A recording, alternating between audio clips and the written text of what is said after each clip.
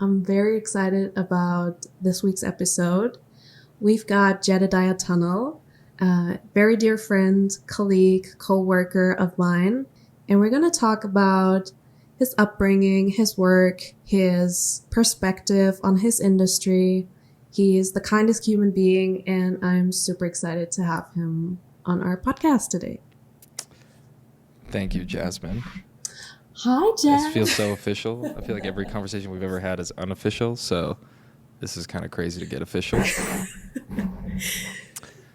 Yeah, and you know what's crazy? Like, I wanted to come prepared for this episode, so I wanted to research a little bit more about you. Whoa. Because I feel like when you're friends with someone, you're like, okay, I know everything about that person, but I can't properly put it into a timeline. So I kind of had to zoom out and Google you and kind of research you really as a different person. And what's crazy is I was not aware that you have so many awards. Like, you have an Eddies, Tellys. I don't even know what all of these awards are, but you also got an Emmy, right? Well, I mean, I think that was... Yeah, I do, yes. And thank you for finding out about the history of awards. I have never really felt like they've meant anything. It's funny to talk about them this way because I don't want to belittle everybody that's involved in award shows and who gave us the credit and everybody that worked on these projects. Everything was so fun, but like awards are so, in my mind at least, just so ancillary to like what I'm interested in that I think they came and went, and I never really talk about them or use them as a reference, except obviously if I'm trying to leverage when I like really need somebody to pay me money. I'm like, yeah, I've also won awards. But even talking about them now, it just feels kind of like I didn't even win them. So I don't know. Did you submit your work, or was it like somebody saw your work and then you won the award, or did you like really compete? Yeah, there were some people in my life who were like leading me in this industry, and when I was making the early days portfolio work, they were submitting all that work into festivals for me, or like award shows, not festivals. But yeah, you know, I've never filled out a form to submit something, and I think it actually costs money, and I never really paid my own money, so it wasn't me. But somebody did it, and thankfully they did, because I think that gave me maybe a little more confidence in the journey, you know, when somebody gives you a badge to say like, hey, you've done well in comparison to the things we're seeing. But all the while, like, never have I once ever felt like, okay, I got the award, I'm done. In fact, I feel like the awards were given to things that I don't even know if they necessarily represent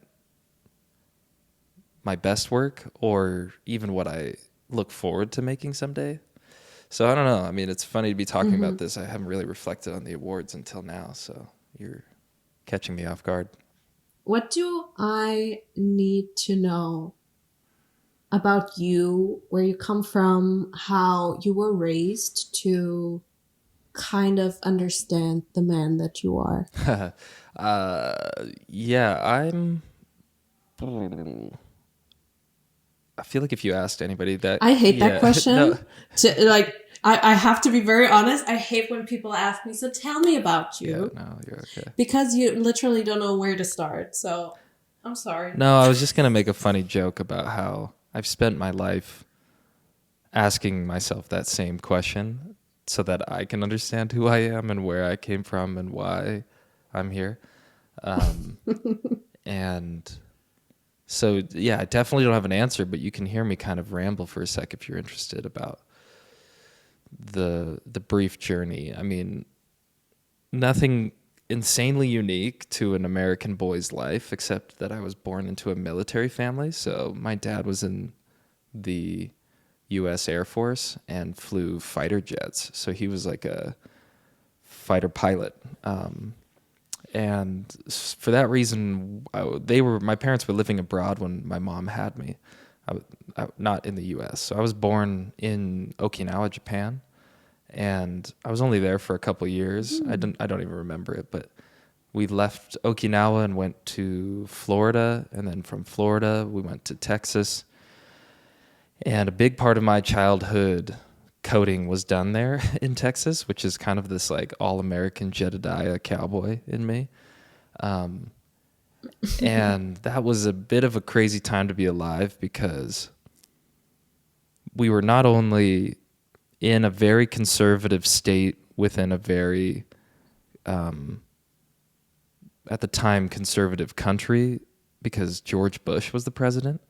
And in my household, we not only lived in a conservative state and had a conservative country state, but we were Mormon. And growing up Mormon, it's an even more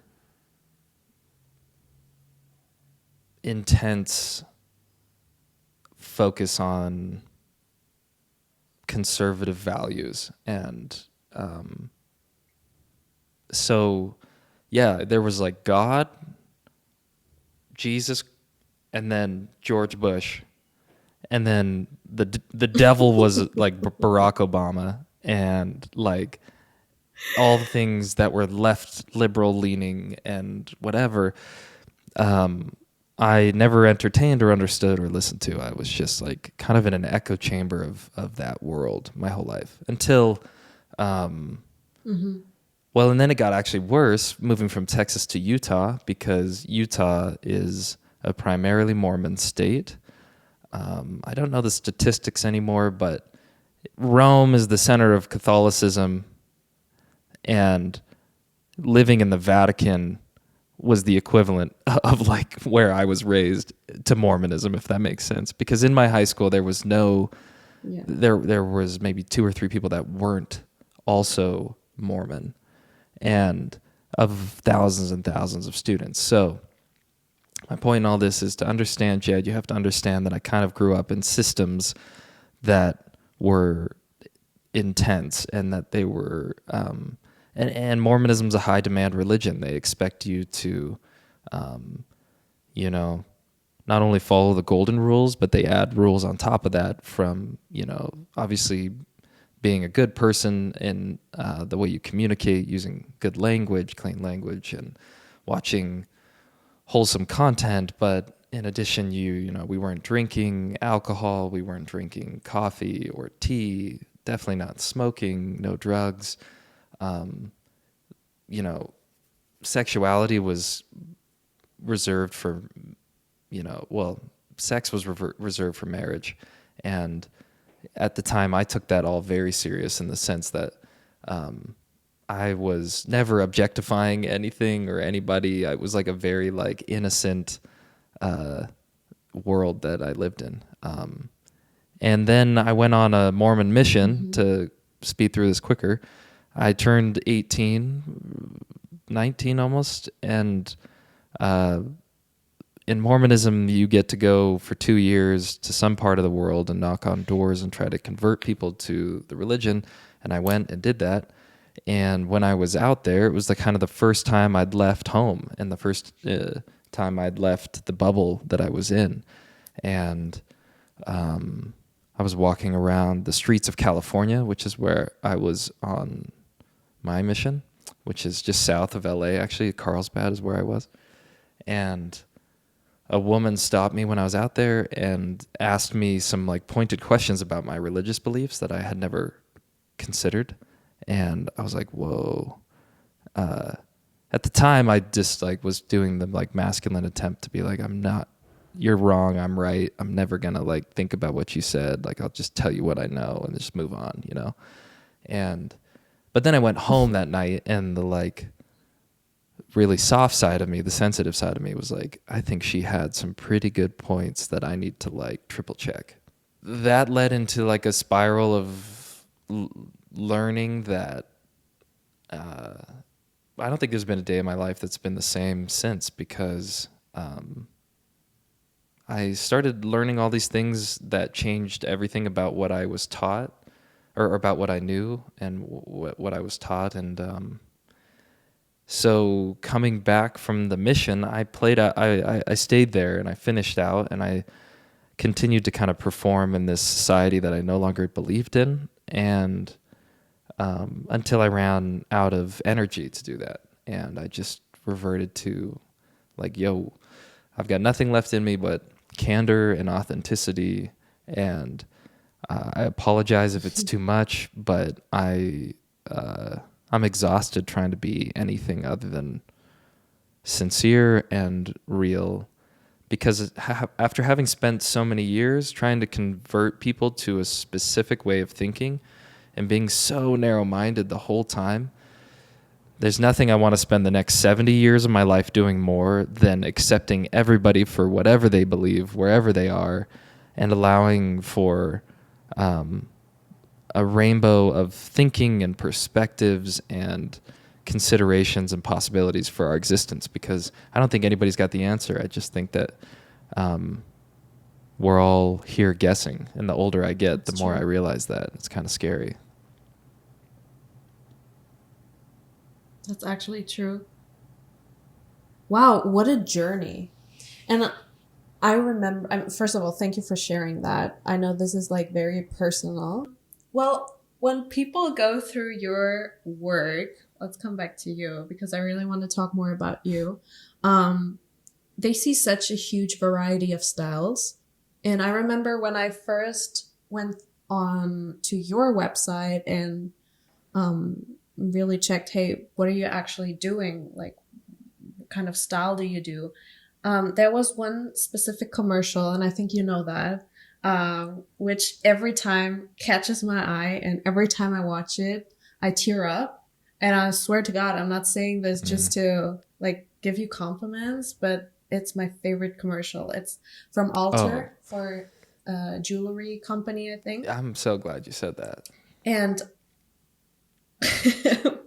yeah, tell me about this commercial because it looks so expensive. It literally could be Cartier or Tiffany. Oh, that's funny. Like I'm curious how you shot that and how was the process? Yeah, I'm having deja vu. We did talk about this a little bit, but I'm really glad you think that about that piece, because if there's anything I've ever made that I'm proud of, it's certainly that.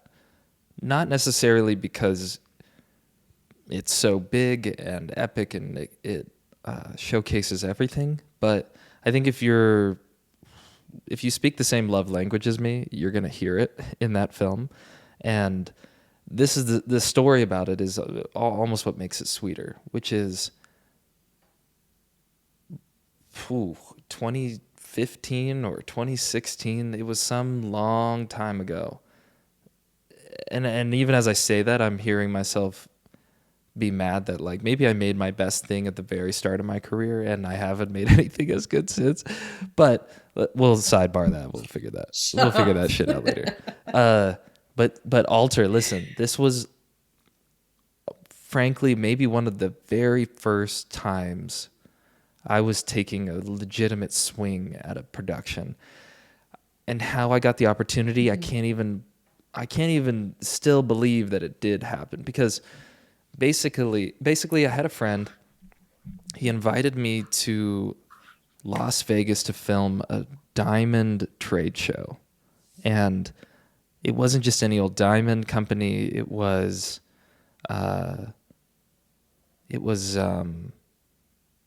lab-grown diamond.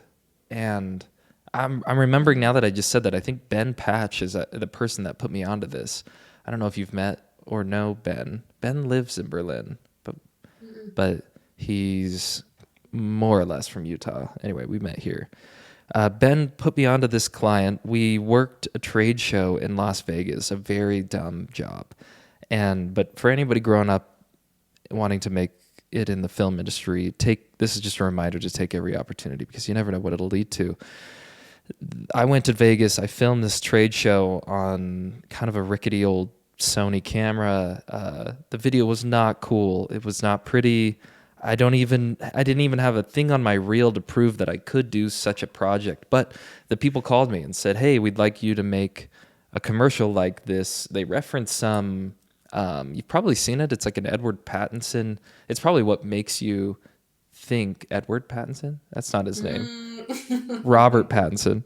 Yeah, Robert. That was a sick Freudian slip because he's so hot as Edward. We can't forget. You said that. What's his name? He actually was his least attractive role, if we're being honest. If we're looking for, they gave us a reference film. I'm giving too many details. The point of this story is they called me and asked me to do this thing. And at the time I was living in my in-laws' basement. I had just gotten married. I had no clue what I was doing. And I had just met Cam. Cam and I had just barely become friends through Instagram because he needed a Super 8 camera and I had one and I gave it to him. And we just became friends that way. It was very happenstance. And I called Cam. Oh, that's interesting. Yes, I called Cam and I was at the time, I'm 4 years younger than Cam. I was maybe 22 or 23. And I was, I don't even know. I might be lying. I could have been like 24, 25, but it doesn't matter. I called Cam and I was like, please help me figure out how to do this, please. And he's like, okay, we could do it. And he comes over to my mother-in-law's house and we like go in the basement. I remember this so clearly. We're like sitting at this table and we're writing out how we're going to make this commercial. And it's funny to talk about it now because like when we approach a commercial these days, there's so much thinking that goes into it, so much bigger thinking that goes into it than what we put into this first job. We had no clue what I was doing. And I was putting a lot of trust in Cam, who, bless your heart, Cam, if you're listening to this point, I don't even think you knew what you were doing. But I think that you did a good job of making me think you knew. And thank God we called a friend up. The real MVP of this production was Paul Kerrigan. And this guy, I really hope Paul's listening, because Paul Kerrigan, he's from fucking Scotland. And he's like, if you fucking tell me, bro, I can't even do it that well. His Scottish accent, he fucking kills it. It's so rich and guttural. And he's also 7 feet tall. He's this producer, model, European dude who we call him up. He lives in New York and we say, hey, this diamond company is going to give us $40,000 and we have no clue how to make this commercial, but will you help us? And I could get into the nitty gritty, but all that matters is that he said yes. We went out to New York. It was literally three of us. Myself, Cam. Cam was holding the camera, and he was filming the whole thing. And the producer, Paul, it wasn't until we had like landed in New York that we had started to see audition tapes, and we were filming like the next day. And we didn't have locations. We knew nothing. And so all we had was like an incredible passion to make something as beautiful as possible and a nice camera. And we rented nice lenses. And we lucked out. We got these two models, Julie Beekman, unbelievable talent, and then Gordon Winterick. And Gordon is like our muse. Gordon is perfect. You should meet him someday. But Julie and Gordon roll up into this apartment. We're there with a few of the clients, and Cam and me with a camera, no lights, no gaffer, no sound, no nothing. We had nothing else. And we just started winging it. I just started playing music and started having them like dance and they started like the romance, like it came to life. It was very palpable, like in the room. It was, and thankfully, right? Because they had such a chemistry, like the chemistry, it was insane. Yeah, it was super rad how quickly it came together, because it could have been a complete train wreck. Sometimes you get actors and the energy is so bad, but these two looked like they'd been star-crossed lovers from the moment they met. And we filmed them running around the city for 2 days. And the best part about the story is after the first day, we had gone rogue and we started like writing dialogue and having Julie and Gordon do these, like the client was like standing there watching us like, what is going on? And I had never worked with a client, so I was like, why do you care? Like, just like, I didn't understand the whole like politics of the whole thing. And anyway, the next day the client, they come into the room. We're in our first location. We were with Julie and Gordon, and it's a room as big as the one I'm sitting in right now, very small. And they come in and they're like so mad. And they're looking at Cam and me and they're like, we are so disappointed. You do not know. What? You guys do not know what you're doing.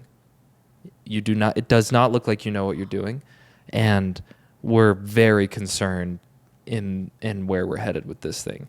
And I've never felt so spanked in my life. Like, I was embarrassed. I was like, my heart sank to the floor of my stomach, and I just was like, oh no, I want to die. Like, please don't hate me. I want to pretend like I know what I'm doing, but I think I've been caught. Like, I don't think they, whatever.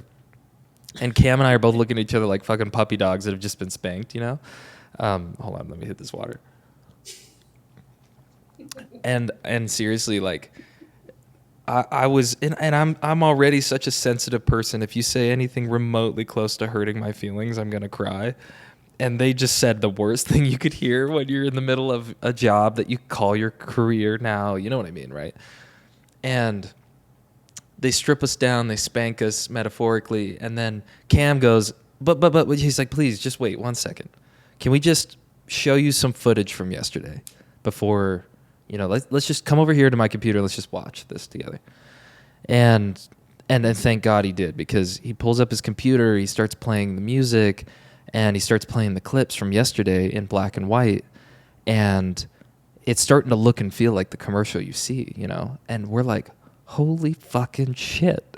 Like, I'm sitting there being like, it worked. Like, we made it. We've made something beautiful that's starting to work. And the client's sitting there just so angry at us, and they're thinking, but at the same time too, I'm like, can you guys see the beauty? Can you see it? Like, I think it's there. Please don't be mad, but I'm still not convinced they're gonna see it. And naturally, like, I don't think anybody's going to want to spin 180 degrees and be like, I'm sorry, I didn't mean to yell at you. It's great.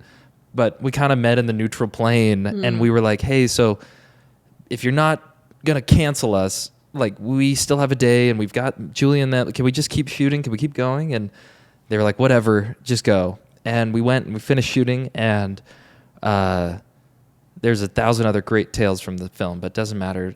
It suffices to say that we got all the footage, we came home, we edited it together, and they never used it.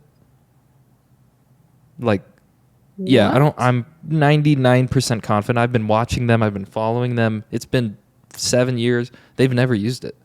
And I was like, all right, like, if it's not good enough for you, I get it, but I really love this piece, so I'm just going to keep it. And that's why that piece exists. How would you describe your style? Because I don't know, I can't put it into words. I feel like I'm also missing like the proper, how do you say that, professional words.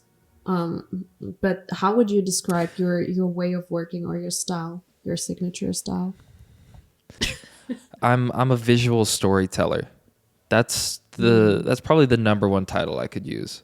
I'm a visual storyteller, whether that's through dialogue or visual and dialogue, or just purely visual. So that could be montage storytelling. That could be like Empower is one of these examples, as well as Alter. Kind of beginning, middle, end storytelling is something I'm more drawn to and interested in the long run of my career. I don't want to remain in the commercial and in the abstract. I think I want to be dealing with things that are a little bit more sharpened and a little bit more specific and concise. So one thing I gotta say is congratulations to your series that you co-created with Taylor and Ellen Young, which is called Delusions of Grandeur. It's about two sisters that are dreaming of being famous, and they're kind of navigating the journey of realizing their own short film. And I have to say, I loved it because I can relate so much to it. Also, the title, Delusions of Grandeur, I don't know, it just sounds so cool. And I feel like a lot of other people that might have seen it can also relate a lot to it. Not necessarily because they're in a similar situation, but I feel like the series portrays a little bit what we're all doing in our life. We're just like having our vision or our goal or our dream, and we're kind of stumbling through life and trying to realize it. And yeah, like you co-created the series. Like, how was that process? How did this idea even like begin with? Yeah, thank you. Thank you for complimenting the show. Yeah, the start of this project, I'm not even sure I could like pinpoint when I knew it really began, but there was a time when I was hanging out with Taylor and Ellen, and whenever you're with them off camera, they really are exactly as you see them on camera. And it's so fun to be around because you feel like you're in a TV show. They're like pinging off of one another, and their banter, their witty banter. It's so fun. And I've always really enjoyed hanging out with them, as does everybody that knows them. And one day, Ellen or Taylor, one of them had reached out and said, "Hey, we really want to make a music video, and we have this song, and we have this idea of like Taylor and I doing this montage of like playing or roller skating, and I don't even know what else they did, frankly, roller skating and smoking and just having fun." And when they pitched me the idea, I said, "Look, I would love to do that, but I'm really interested in expanding my narrative reel, and I would love to write a little bit of a scene that we can put in the front of this music video, so that it can feel like a beginning, middle, end story. And I think that you two could do dialogue. I think we could like figure it out together." So fast forward a couple weeks, one Saturday morning, we're setting up in Ellen's apartment, and we start improvising and literally shooting from the hip. Bentley, myself, Ellen, Taylor, and we start shooting this sort of cold open to like some scene from a show. And Taylor and Ellen are on the phone, they're having this dialogue, and everything just started to come together really quickly. And it was so fun. We were laughing our heads off, and we ended up wrapping the production. It stayed just the four of us all day, and I flew somewhere, and on the plane I was able to like crank out almost the entire edit. I was so excited about it. Wow. And this was kind of the beginning of like, oh, Taylor and Ellen have comedic energy. They have a talent and a timing, and I seem to somehow see that in this way that maybe my upbringing, and I never mentioned my family at all in my journey, but I have two sisters. My parents, all of them very musical and very like musical theater was, there was always a show tune playing in my house growing up. And so whether it was Les Mis or Wicked or whatever it was, there was always kind of a thespian energy about. And I think I picked up a lot of that. And when I'm with Taylor and Ellen, I can just see the sort of like stage performance that wants to come out in them, in me, and it's really fun. It's a great collaboration. So fast forwarding now, here's where Delusions of Grandeur started. Is we had such a good time shooting that. I remember thinking, damn it, like why didn't I do a better job of placing them in a world, giving them more character exposition, giving them maybe some kind of plot that they are going to get caught up in. And that would have been so fun. I could have made like something I could have put online and shown people. And then this idea came together where I was like, well, I really want to make TV shows. I know that there's probably no better way to do that than to just fuck around, find out. And so called Taylor and Ellen, and I said, hey, listen, I'm thinking about making a show. I want to do it with you guys. And they were almost thinking it at the same time. It was as if probably their version of the story is probably they called me and told me. I don't know, because it was so unified in this idea of like, yo, we need to fucking do this, and we just need to like take the risk and swing the bat and try it. And there was a lot of hesitancy from everybody, myself included, about like, we don't have the whole season mapped out. We don't have any clue what we're doing. We don't even have somebody to hold the boom mic. We've got to call a friend to come and figure that out. And love that. Yada, yada, yada. It turned out amazing. Am I already telling you too much? No, I just wanted to ask, like, where can people watch it? Because, I mean, you send it to me. I got, like, a very exclusive private online screening. But where can people watch it? Yeah. The show is on, I think if you just go to delusionsofgrandeur.tv, there's a website we developed for it. And it's on the landing page. It's password protected because the film is in festivals right now. And we've submitted to just a few, but anyway, so because of that, the password is DOG, D-O-G. It's pretty easy to remember, but we can put that somewhere in the... Well, I'll put it in the bio, okay, or whatever. If there's a button you can tap, or if I could point to, that'd be sick. I've never done that before. Okay. Delusionsofgrandeur.tv. So how would you think did your upbringing influence your style? Do you feel like there was a specific pivotal point where you're like, yeah, that's why I do what I'm doing today? Especially when you say like you're a visual storyteller, like where do you get your influence from? Yeah, that's another great question. I laugh when I think about it because even Cam, he cracks up every time I bring up film references, because just the other day I got on a whiteboard and I said like, well, what are all the things that I love and inspire me? And I started writing them down. And when I walked away from the whiteboard, I was looking around and I was like, I'm a fucking like 13-year-old boy. Like I literally have like Kung Fu Panda, Transformers. I've got like Holes, which I think is a perfect movie. I've got National Treasure. Don't get me started.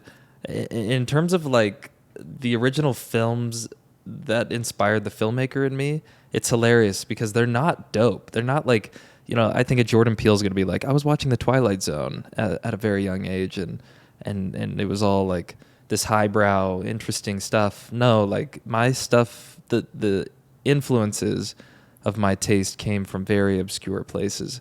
And I mentioned earlier musicals, but outside of television, there were musicals. There were, Mormonism has a whole kind of genre of gospel that I was like, raised in as well. So my influences come from strange places, and I think I used to be embarrassed by them and afraid of them, but I've determined to just say they are what they are. It is what it is. My filter is what it is, and I'm going to just listen to it and trust it and let the work come. Let the pieces I make be a result of that. And I think Delusions of Grandeur is kind of one of those. I didn't expect my work to look like this, and yet there it is, and I can't be like ashamed of that, right? So I just have to be like, interesting. That's funny, but... Absolutely. Anyway, what about you?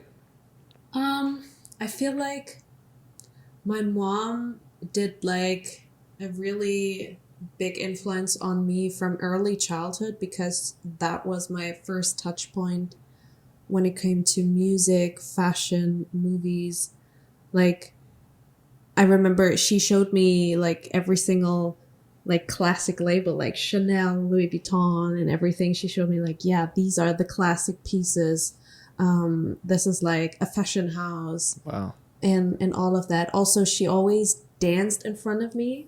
Like, she put on some music, whether it was, I don't know, George Michael, for example, or Mariah Carey. And she, like, I saw her dancing and I saw her enjoying that music.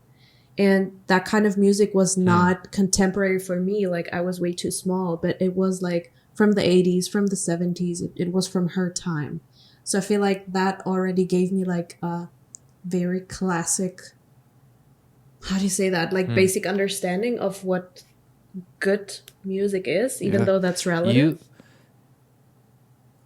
You have to watch the show I recommended, Montserrat, because your mom, you're describing the character from this this TV show. This like woman. This was in Spain. I'm imagining that she was dancing for you. No, that was in Germany. Music. Oh, dang! For whatever reason, I was thinking it was Spain.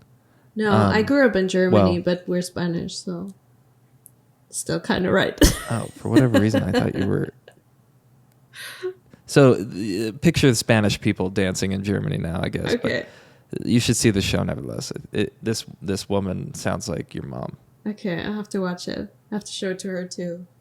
And then I also remember that my brother, he's 11 years older than me. And I always heard, like at that time, there was no iPhone or anything. It was like 1999 or 2000. I don't know, something around that time. And I heard them talking about movies that they're gonna watch, because at that time you bought like a magazine, and the magazine showed you, like, it was like a preview for the next 4 weeks what's gonna be shown on television. So they were like, yeah, Saturday they're gonna show Pulp Fiction, we have to watch that, such a classic, da da da da da. And I'm like, what's that, guys? And they were always like, because I was so young, obviously, it was kind of like, no, you can't sit with us, you have to go to bed. So I always had those very classic movie titles in my head. And I knew, okay, I have to watch this because apparently this is like good stuff. Apparently that's a classic. And I think that's where a lot of my influence came from. That was like the first touch point. And that makes a lot of sense, because you've had you had great taste from a young age, I can tell. I feel like I didn't stumble upon the beautiful things like you're describing until I was in my like early 20s. So I'm jealous, I think, because I can tell you've got, I don't even know how to describe it, but very sharp taste. Yeah, I think it's very much 80s or like that kind of vibe, 70s, 80s influence. I guess because of my mom. And I was just thinking about that today, to be honest, because I got that influence, but then also like the current times, what's in trend and in fashion right now is also so, like, I like to pick up on that. I like to be influenced on that. And I like the combination that, you know, I have this classical influence from, I don't know, 70s, from the 80s, but then like something Y2K that is currently trending. I can kind of mix that. I like the controversy, if that makes sense, or not controversy, but I like to mix. I just like to combine and see what happens. Whether it's when I do makeup, when I design something for my brand, or I don't know, when I'm just putting up an inspo or a mood board for a client. I like that. Yeah, you know, I think about, on the subject of taste, when I was in college, this was a topic that we were discussing all the time, because you're in a room filled with maybe 50 or 60 people who are all kind of self-proclaimed creative people. And yeah, not everybody sees the answer to the problem, the creative problem, the same. And I think that there's a whole spectrum of like right and wrong answers for certain things. But when we were at that stage in learning how to like reason through creative problems, so many of us wondered, like, how do we know if we've got taste, or what is our taste, and how do we, you know, strengthen it?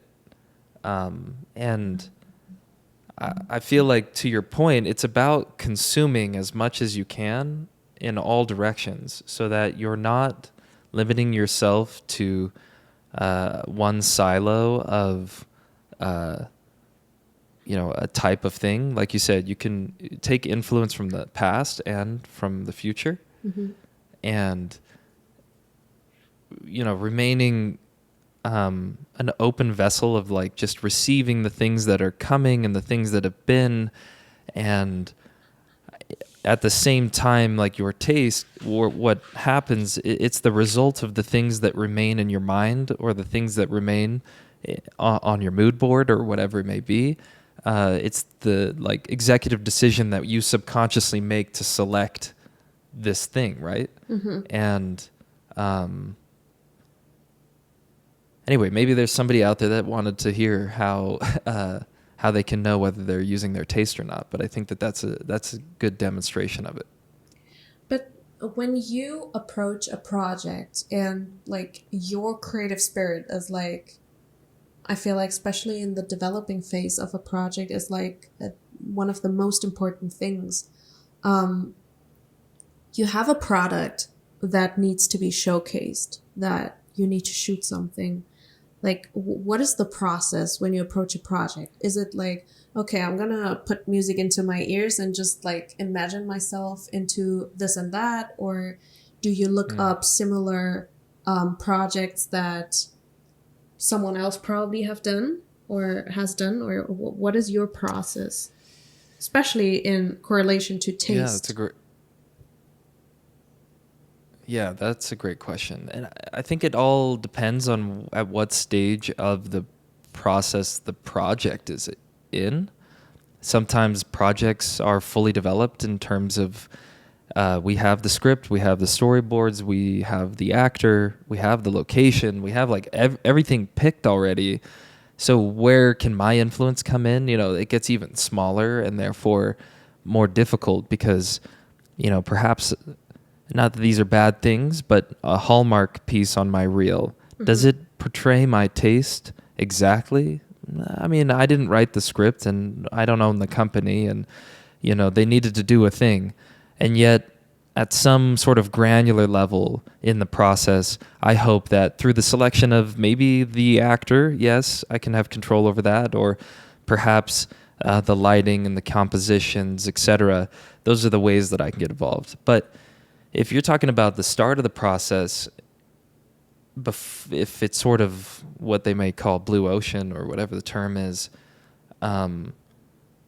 yes, music has to be one of the first steps, is understanding the emotion, the tone and the emotion of what this thing should be. And then the second thing is back to ingesting. Cam calls it eating your vegetables, but if you go on to Vimeo or you go on to a platform where they've curated really beautiful things, you can just start watching everything possible. I typically open 25 different tabs just to see what's contemporary, what's new, what's being made, what's working, what do I like and not like. And I begin sort of narrowing down the scope of what I'm going to make based off of what I'm seeing and liking and thus producing. Love Does that make sense? Yeah, it makes absolutely sense. Is that similar for you? Yeah. I mean, it depends, right? If it's a hair and makeup project or a production project. Like the approach is very, very different. When there's a makeup project, it's like, okay, I have to see the clothes or I have to see the setting. And then most of the time the client has kind of a direction. But if I'm completely free, like it's funny, music is a big part for me as well. I think most of the time I think instantly of a song. And then I kind of start creating around that. Okay, this has nothing to do with your work, but I think that question is super interesting, or the answers to that vary so much. What would be your death row meal? My death row meal? It would be a burger. It would be like an all-American smash burger, like, and fries. And that's what I'm thinking of right now, actually, when you just told me, I just told you I was hungry. And death row, greasy burger, and an Oreo shake. And then That sounds let me go nasty. quietly into the night. What? Oreo shake. What are you going to pick? I think. Let me guess. You're probably going to go with... Guess. Dude, I'm gonna die, so obviously I'm gonna pick the best of the best. Did I guess right? What did you say? Paella. No. I'm gonna start. I mean, death row meal is one meal, right? You don't get breakfast, lunch, and dinner. Or how is it working? Yeah, no, it's definitely just one. I like that. I wish they was like a 3-courser, but no, that's just. I think it's just the one thing. They should do that. I mean, you're gonna die. Give me a proper breakfast. I know. They honestly, we could get into the. We should probably just stop death row. Maybe we should start there. Maybe, but your last supper on earth. Let's hear. What is it? So I would start the morning with fresh oysters, with nice Tabasco and shallots. Whoa. Then I'd have some Russian pancakes with caviar. What? What are Russian pancakes? I mean, it's just pancakes. And then I think a nice tiramisu. Yeah, I think that would be my meal. Super weird. All of those have me questioning our friendship. Why? Because what is the ocean doing in your breakfast meal? And what do fish eggs have any business doing on top of pancakes? There's so many questions here. Oh my god. We went with now I almost lost my appetite. Now that was the last thing I want to eat. Thank you for creating the spectrum. I now know there's a burger, and if you have anything else other than fish eggs on pancakes and Tabasco spicy oysters. What would you recommend someone that wants to work as a director or wants to get started in this business? What are there like 3 key points where you're like, this is the advice that I could give you? Yeah, that's a great question, and I'm going to do it quick. The answer is simple. Number 1, you got to know absolutely for sure that this is what you want to do. And because it won't work if you take half a swing at it. You have to take the full swing. Mm-hmm. And then the second thing is you're not going to ever just get to take one swing. You're going to have to bat thousands of times in order to probably make something you're proud of. And if you're not, you're either Donald Glover and you could just, you're magic, or you're really just not pushing yourself enough. I think that number 1 is you have to know you want to do it. Number 2 is you have to do it a lot. And then number 3 is you can't expect anybody to come and give you anything ever at any stage in the journey. I don't think that there's any exit or any cavalry. There's nobody's going to scoop you up, I think, and take care of you. I think you're going to have to be on this thing forever. Maybe that sounds toxic, but I think the 3 things that make a good director are those. They know they want it, they do it a lot, and they don't stop doing it. They know they're just going to commit themselves to doing it. And that's my advice, I think, to somebody considering becoming a director. Love that. Thank you so much. Thank you. This was fun. I feel like I want to interview you now, but good luck cutting this together, whoever's